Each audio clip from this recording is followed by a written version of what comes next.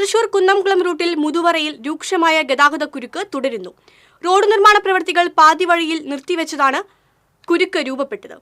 കുരുക്ക് കുന്നംകുളം ഭാഗത്തേക്ക് അമലനഗർ വരെയും പുഴയ്ക്കൽ ഭാഗത്ത് അയ്യന്തോൾ പഞ്ചിക്കൽ വരെയും നീണ്ടു.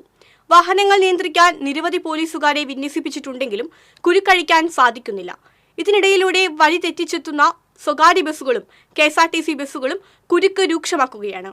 1 മണിക്കൂറിലധികം സമയമാണ് വാഹനങ്ങൾ ഇവിടെ കുരുങ്ങിക്കിടക്കുന്നത്.